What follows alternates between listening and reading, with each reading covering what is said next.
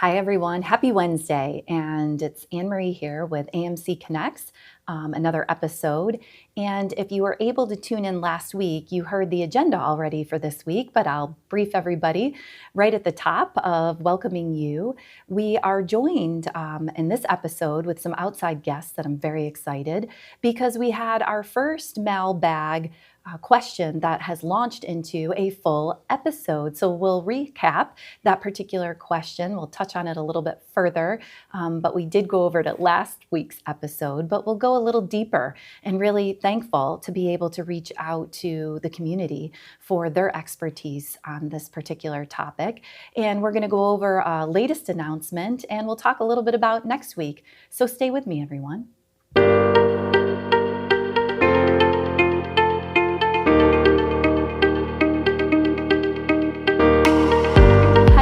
Welcome back. Thank you so much for tuning in. I should have said this because Chuck has been coaching me to make sure that the intros really engage everybody right at the top of the episode. And I should have said we do have a special edition that we might take a break to in the middle of this segment. So make sure you stay all the way with this one. Well, we're going to jump right in, everyone. As I shared, Chuck and I get very excited about mailbag questions because we're using our avenue. But most importantly, we really appreciate hearing directly from employees and or the community on topics that are on the top of your mind and how we can go deeper. So this particular question was provided to us through the mailbag from Tiffany. And I'll just restate it, and I'll have a fine point on part of the question, and then we're going to turn it over and introduce our guests. What do we expect to happen with the cost of living crisis in regards to employees and patients? At what point will it be more profitable to not go to work or maybe come in for care due to the cost of gas? How will Rome Health navigate this for patients and staff that commute long ways to get to work? The cost of global war affects everyone emotionally and financially, and it feels like it's coming to a head. I would be curious to hear your input on this. Last week, we kind of went into my response and just really validating that this season is stressful and it's pressure coming from so many different directions. But I really appreciated that Tiffany underscored patience. And so before we turn it over to our guests, I do want to say just a few fine points on patients. Rome Health's strategy has really been grounded in the idea that we would be easy and accessible and convenient for everybody who needs and wants to have care with us. So we've made sure that we've rounded out sites of care in our shrink to grow vision, that we're consolidating where we can to be able to offer a few episodes of services in one encounter. We also make sure that we're on the bus route or we're conveniently located for care where patients need us the most. But that bus route, and thankful to the City of Rome, and that they're ensuring that the bus route is intact so that patients can have maybe a lower cost way to coming in for care. Really important to us. We talked about that when we were announcing that we had a location change for one of our most recent services, that we would co-locate. And we've moved our perinatal clinic into kind of a family medicine umbrella. So that's just one example. Certainly there are other areas of the community that help the funding of making sure that patients can get access to care through seeking some support services with transportation. So for more questions on that, please feel free to call into Rome's administration and we can make sure that we give some of those contacts. Again, great comprehensive question, Tiffany. With that, I'm going to turn it over to our special guests. We are joined by First Source team members that are really gracious to be able to extend their time to me, to the podcast, and then therefore to all of us tuning in. I'm joined with Katie and Rachel, again from First Source. I'm going to ask them to introduce their title and kind of their expertise with First Source, and then we'll kind of jump into some thoughts on financial wellness and how we can get control where possible in some of these pressurized times. So maybe, Katie, I'll start with you. If you can share a little bit more about who you are and your position for First Source. Thank you so much for having us today. We really appreciate it because this question is so important, and it's actually at the crux of what we do, mostly Rachel, actually, every day. I oversee the marketing and community department at First Source, and a huge part of what we do in community is community education. And that is the crux of what Rachel does every day. She's out in schools and in businesses educating. So we kind of talk about all the time what is happening out there, what are the pressures people are feeling, and how can we educate them to feel like they're a little bit more secure and they can feel a little bit more financial wellness, right? Because when we talk about health, part of that health is financial wellness. You know, it's physical wellness, it's mental wellness, it's financial wellness. It's all of the pieces to make you feel more control in your life. So I'm really, really appreciative that you've had us here today, Rachel. Yeah, I think you said that extremely well, right? Wellness isn't just one facet, it's everything all encompassing. Like Katie was saying, my role within First Source, I'm a community development specialist. So that means I get to go out into the community and teach financial literacy, any topic that really falls under that umbrella, and it's such a gift. So I go out, I teach from pre-K to high school, colleges, businesses, all the way up to assisted living centers as well. Wow. Because money impacts you no matter what path you take in life. So it's an important thing to be talking about.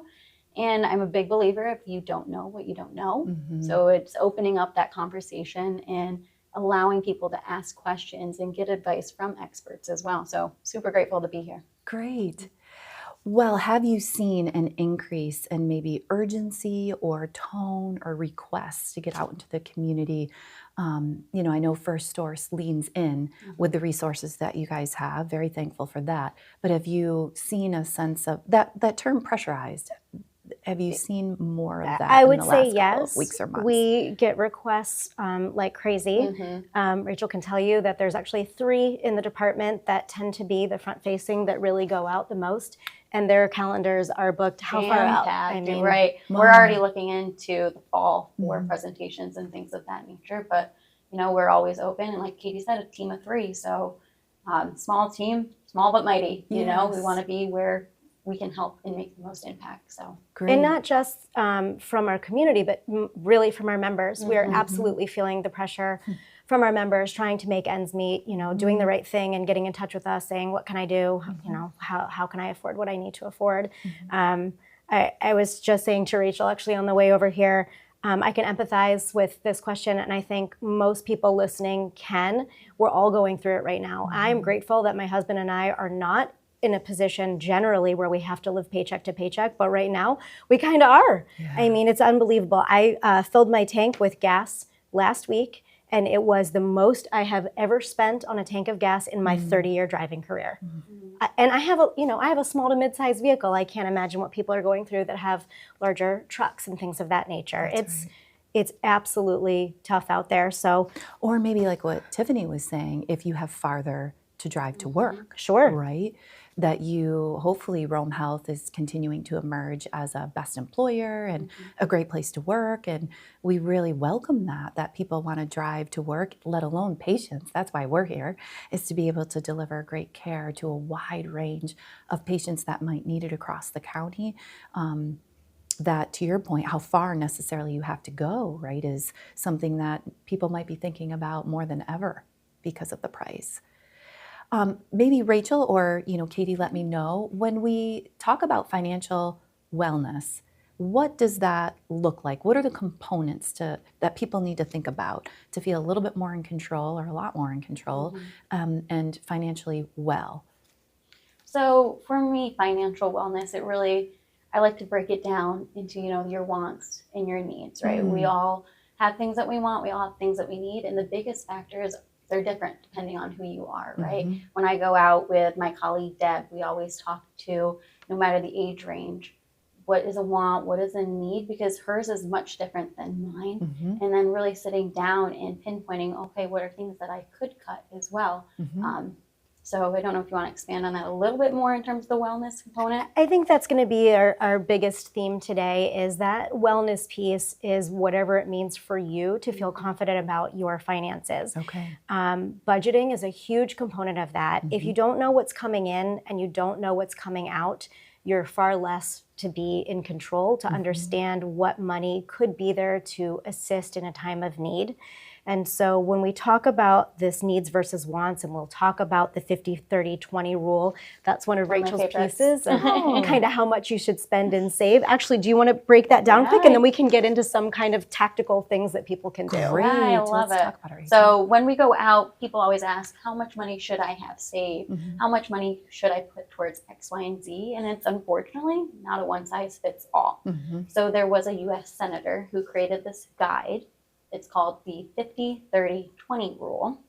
And it states that by looking at your income, so things that you have coming in, 50% should be allocated towards things that you need, 30% towards things that you want, and then hopefully that 20% towards some sort of savings as well. So it's just a good guide to really look at how am I putting my money and where is it going and where could I cut at the end of the day. 50, 30, 20.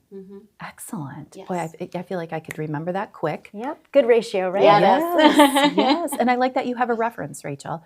I'm big in references. I try to make sure, like, if it's something that I've created or innovated, that's hopefully good and valuable to the world. But so often, people have done great work in particular areas. Finances is one of them. So I appreciate your reference point on the 50-30-20. We'll say it a few times. Did you have something to add, Katie?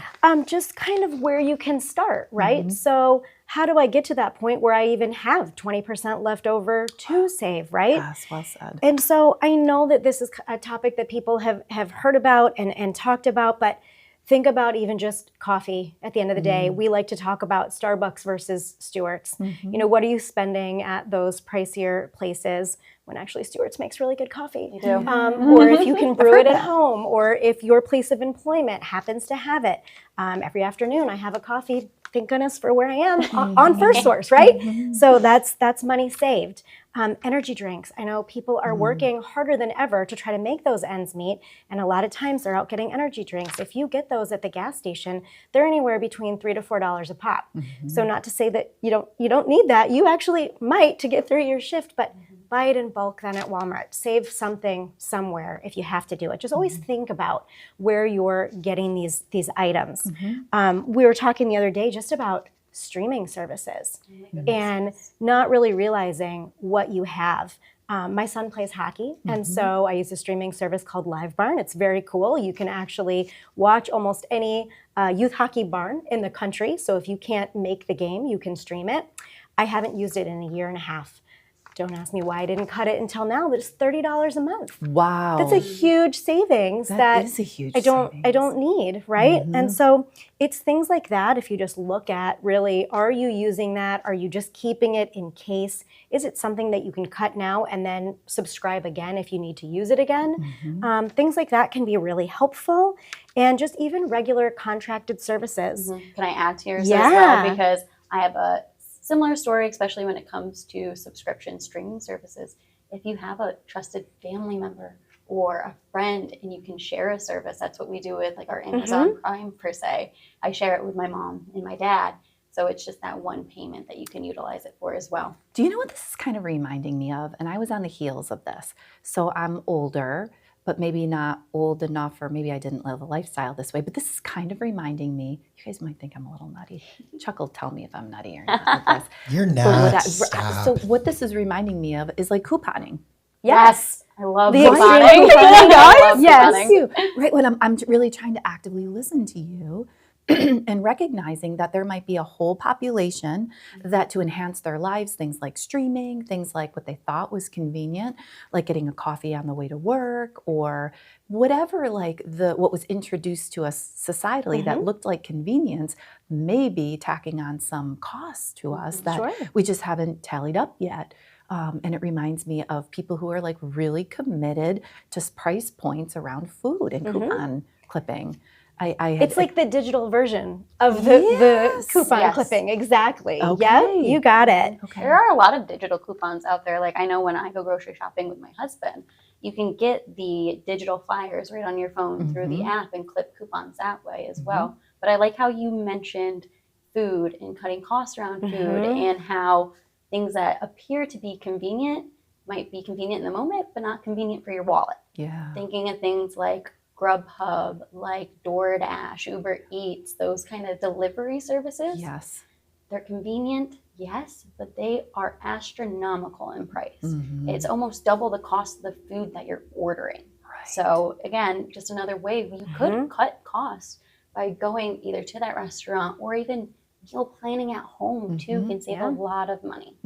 I don't think that everyone looks at the cost of the tip, tax, fees.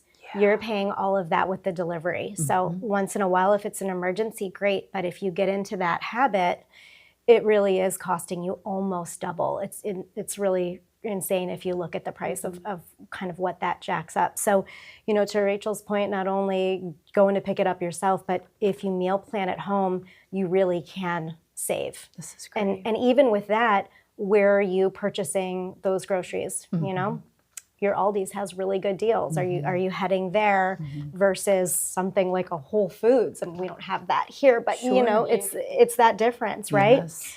So those are just things to look at. Some of those regular contracted services, if you call actually and ask to speak to the retention department specifically, they will do what they can usually to help you not jump ship, to say, well, okay, I'm with Spectrum, I'm going to Verizon, or whatever that may look like. A lot of times they will knock something off your bill. It's worth the call. What's the worst that happened? They say no. You know, you might as well ask.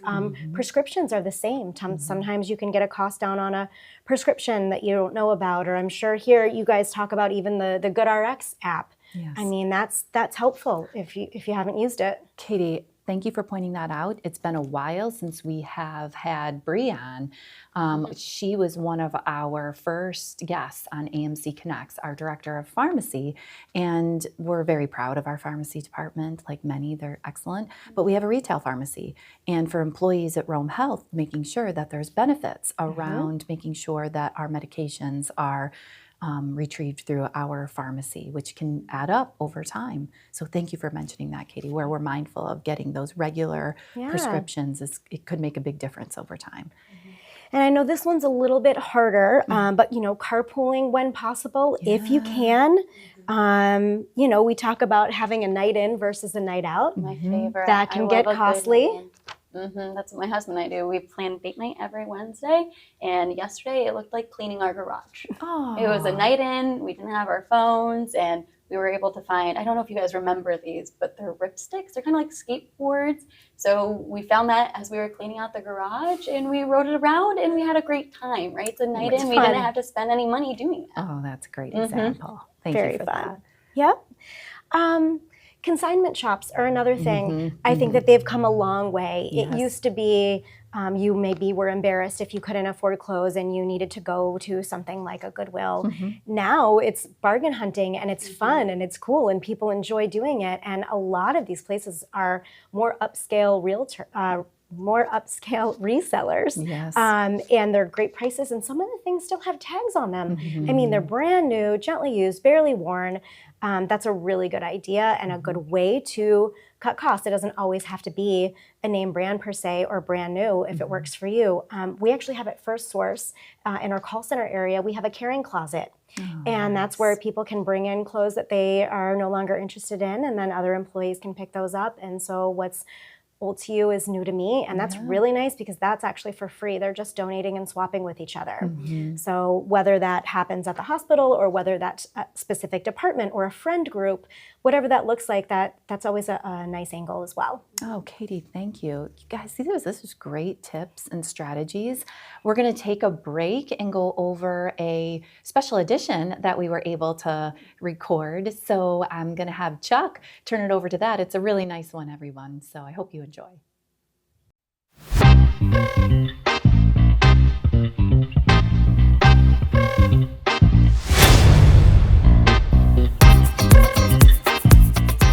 Hi everyone, this is an AMC Connects, another special edition. I'm talking a little quieter and a little bit quickly because I'm very excited. As Sarah Nobis had shared, we were going to start the beginning of our Healthcare Week celebrations with Nurses Week celebrations of amazing recipients for their contributions to Rome Health. And we are closing Healthcare Week with our Employee of the Year. We've got 2 this year, everybody. We can't wait to announce them and celebrate. Come with us and we'll talk more. Today, we get to highlight and celebrate two amazing individuals that have been selected as our Employees of the Year. So our first recognition is for Renee Wilson. And for those that were at our employee recognition ceremony, this comes with a coveted pin too. Nice. Go this way. Thank you. Okay. We'll go right over here. Thank you. And our next Employee of the Year recipient is Ethan Zeller.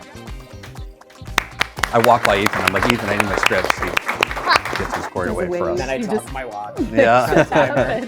Congratulations. Thank you. Congrats, Ethan. Thank you. I'm so proud of this one and very excited to talk about our 2026 Employee of the Year recipients. Ethan, I'm going to start with you. How does it feel to be an exceptional employee and recognized by your peers as an exceptional employee? Like, that's huge, right? I appreciate the recognition from my peers. It's just nice to be noticed for what I do. Yeah. And why do you think you're noticed for what you do? Like, how do you bring yourself to work every day that people notice you like this? I just like to help people and solve problems. And in pharmacy, it's a specific sort of problems. And if you don't speak the language, you're not going to understand the questions at times. Yeah. Renee, how does it feel to be recognized? It's nice. It's really nice. I feel like I'm just, one small person in a big pool of amazing colleagues, and everybody does an amazing job every day. Yeah. It's just, Work hard. yeah. Can I ask you, do you remember the circumstance I do. that led to this nomination? Yeah. What happened? How did this particular circumstance grab you that you went so far above and beyond of helping this particular? It was just, it was something small that I would do for my mother, or my grandmother, or whomever, really, honestly. And it was a patient in need, and I'm glad it was here to help her. Yeah. So is that part of your advice to all of us too, is treat each other like Yes. you would? And I see it day in and day out here with all the people that I work with. There's so many amazing people that give so much to this organization. So it's nice to be recognized. Yeah. Well, thank you. It's a reminder that we're always being watched, almost, Yes. right? Yeah, especially when Chuck's around. Yeah. Absolutely. That's a great idea. Maybe that Chuck and ANneMarie are kind of maybe hovering and always around to be able to highlight the greatness with which is Rome Health. Thank you, everyone, for delivering the best care out there here.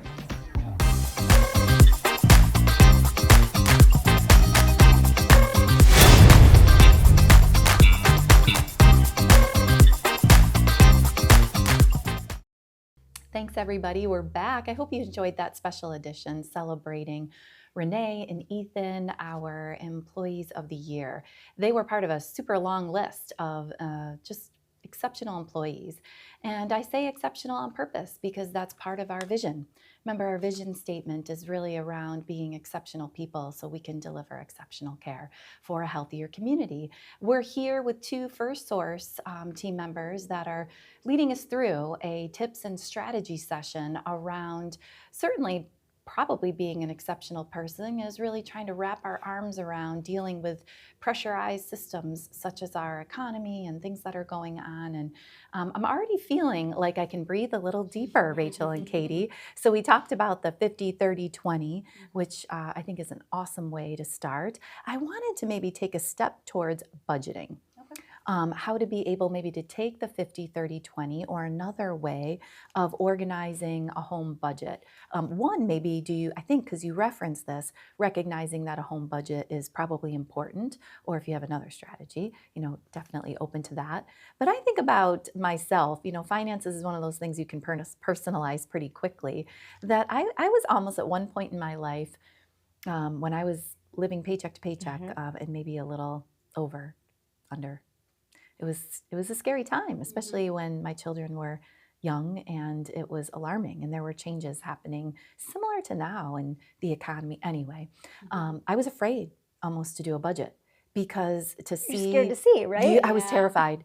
So you guys have some experience with that or walking people through the being terrified of setting a budget? We sure do. And the way we do it is not scary at all. Okay. As a matter of fact, we will sit with you and we will look at it monthly. That's the best way to really do it. And we'll have you look at everything that's coming in. And Rachel can kind of break down some examples of what that could be, because income can come in many forms. Right. Yes, it can come in many forms, especially nowadays.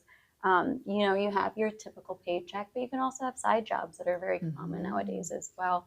But I like how you mentioned the fear around creating a budget. It's a budget isn't there to be fearful or something to be fearful of. It's to put you in the driver's seat. So I feel like the reframing of your personal mindsets around budget, of like, it's putting you in the driver's seat so you know what you're spending and what you can do to either better yourself in other ways or where you're really excelling, right? You want to look at the positives too of what you're doing. So really looking at your income coming in versus those expenses going out it's crucial. It really is. And that's where you're going to find some of the things that you can cut. If you don't sit down and you don't do the budget piece, you're not going to discover all of the places that you can save. That's when you look at really what is going out each day, each week, each month, and what are the things that don't need to anymore, or where can you cut back, or where can you do something differently to save in those arenas, right? So that's really the importance of a budget. And a budget isn't static. You don't set it and forget it. It could change day to day, week to week, month to month. I have a good friend who actually does it. She used to do a budget once a week. I don't think she does it quite that anymore, but even once a month, just to know, because she was saving for some big expenses. And so she wanted to know how close she was to getting to her goal. And at this point, that goal could simply be to afford gas. It could be, but what are we doing to get there? And so I do like to talk about, once we've gotten to that 50-30, what are we doing with that 20? Because another piece of that is being able to earn the most that you can on your savings. If your savings is sitting in your wallet, sitting in a drawer, sitting in just a standard savings account, you're missing out. Yes. And so, you know, what's nice is when you have places that you can put that money to earn more. So for example, First Source offers a money market. Other places offer them, but they're not quite the same as ours. Ours is much more like a liquid savings account.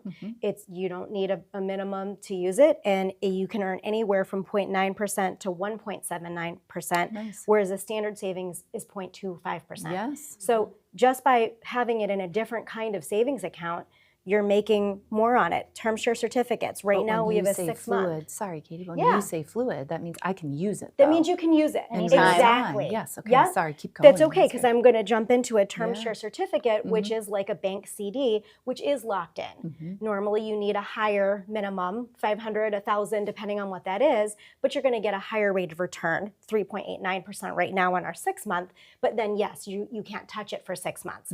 What's nice is that we offer that 6 month term. Some places don't. They have a 2-year, 3-year, 4-year, 1 year. And so it's easier to say, well, let me earn that high percentage on this short amount of time. And then if I can in 6 months, I'll re-up it. But if I can't, at least I've earned the maximum amount I possibly could on that savings before I take it out. So just knowing what your options are, you know, it's not just us. There's plenty of places out there, wherever your financial institution is. Find out what their highest yield options are so that you are earning the most on your money. And I like to talk about, if you have gone through the exercise and if you've said, okay, over the last 3 weeks, I've managed to cut this much out of my budget by not eating out or paying less on this or not doing an Uber Eats or whatever that looks like, what did you do with those funds? Are they still just sitting in your checking account, which is usually your money management account, right? Your funds come in, your bills go out. Did you take that and set it aside and move it into that savings that's for a goal or growing more so that you're doing something with it? I think a lot of times people end up looking at their budget. They do part one, they don't do part two where they move that. So just being cognizant and conscious of your money. And to Rachel's point, having that confidence. And that's the big thing, is we want to help the community build confidence around their finances, to feel like they're in control and to have that financial wellness. Yeah, this is so helpful. To set aside the fear and step into some activities that can really improve current state. And the fact that we're talking about this, no one should feel like they're alone. Yes. Everyone is going through this. Yes. And if you are Thank you, Katie, for that feeling reminder. hardship, please call your financial institution. They Yes. want to help. Don't be fearful. Don't be scared. Many of them have skip a pay programs or can put you on a different repayment plan, knowing that you're going through a hardship. They just need to know and they need to hear your story. So don't be ashamed, don't feel fearful. So many people are going through it, and we'd much rather have the phone call and help you out ahead of time. Thank you, Katie.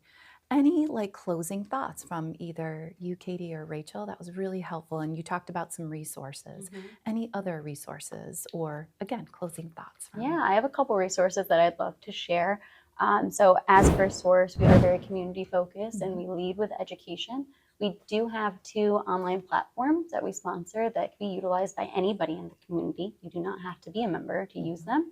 You can go right through our website, and under our community resources tab, there is 2 platforms called Bonsai and Enrich. So Bonsai is a very robust platform. It has calculators, as we were talking about budgeting. They also have an app where you can budget right on your phone as well. And it can be translated into over 20 different languages. So it's very accessible for a lot of people. Excellent. And as we're on that topic of wellness as well, our second platform, Enrich, really takes into account that full picture of financial well-being, but also that mental and emotional toll that can kind of ripple into physical ailments as well. There's webinars, courses, articles. There's a whole mindfulness corner with journaling and meditation. And the cool thing with Enrich is it's a personalized dashboard just for you. So none of us here would have the same dashboard. And it gives you your emotion type when it comes to finances, which can be very eye-opening. Sure. But there's also actionable items, whether it's strengths, whether it's challenges you may have. It really hones in and helps you build to where you want to be. Thank you, Katie and Rachel. This is very helpful. I've been glued to you, and kudos to you all for prioritizing this for the community and for having resources, things that are personalized even. This is excellent.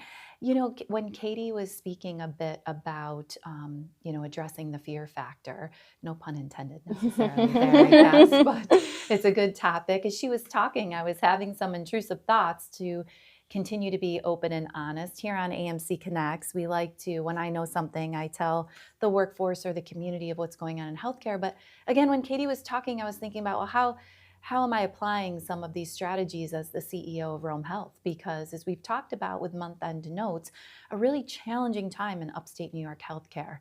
Our budget, so to speak, doesn't necessarily equal when we hit the equal sign where we want it to be any given month or any given quarter. So what are we doing about that? And as Katie was talking about, making sure that we're upfront about that we're working with others. And we have a great finance team and rev cycle leaders, and they're amazing to make sure that we have the right information.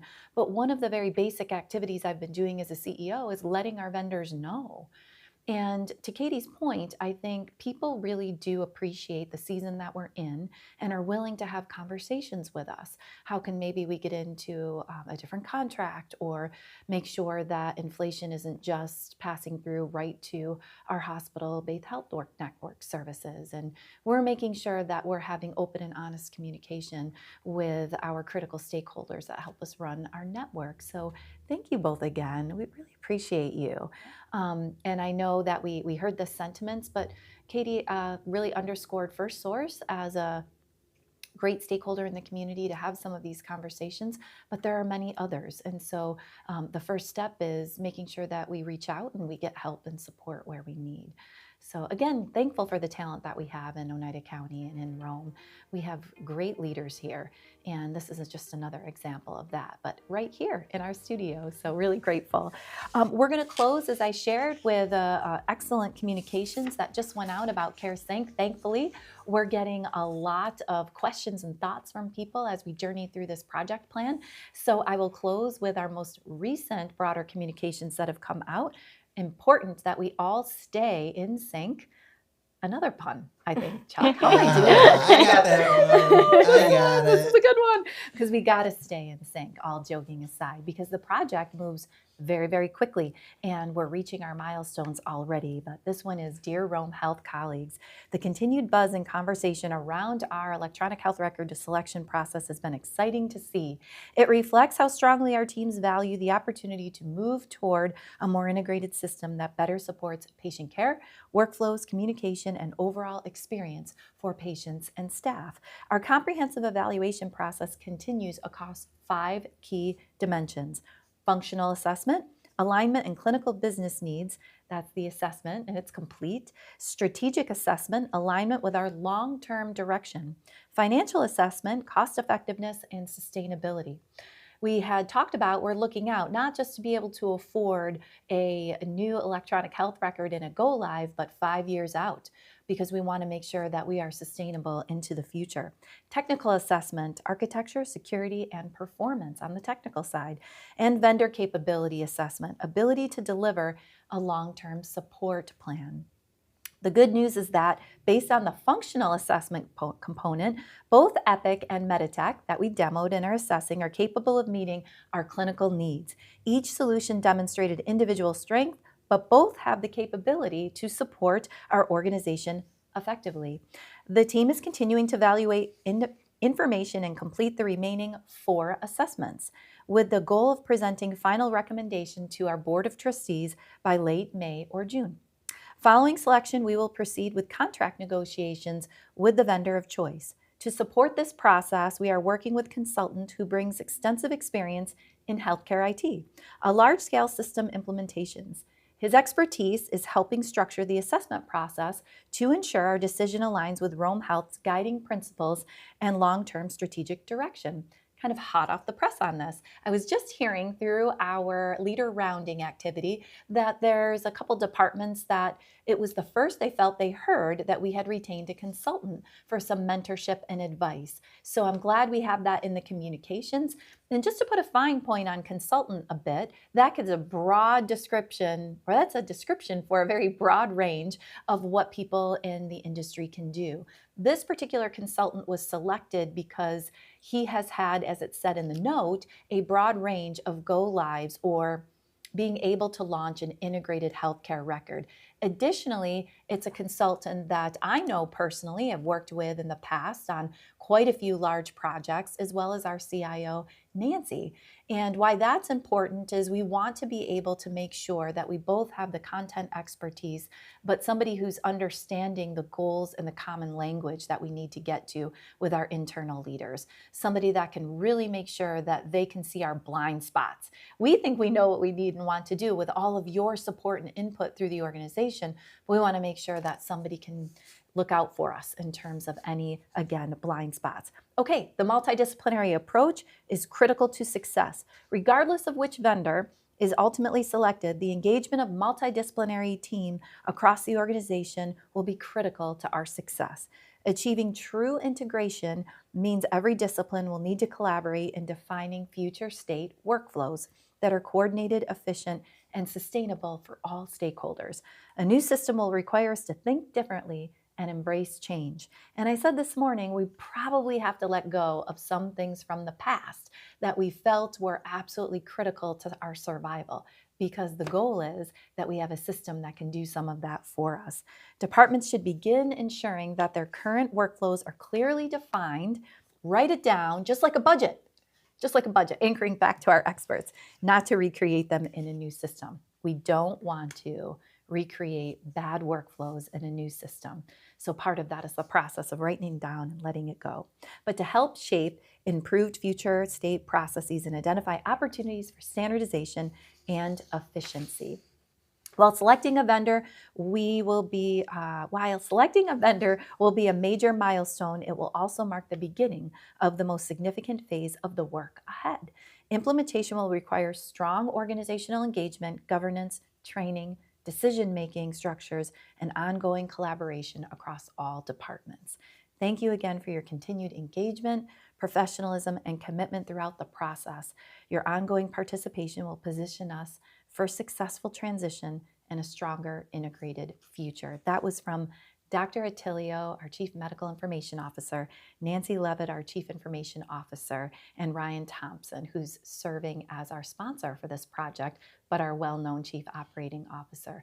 Truly, everyone, I have been unbelievably impressed. You have exceeded my expectations on your participation and questions to date with this process, so keep it up so that we can make sure that we're providing the best care out there here.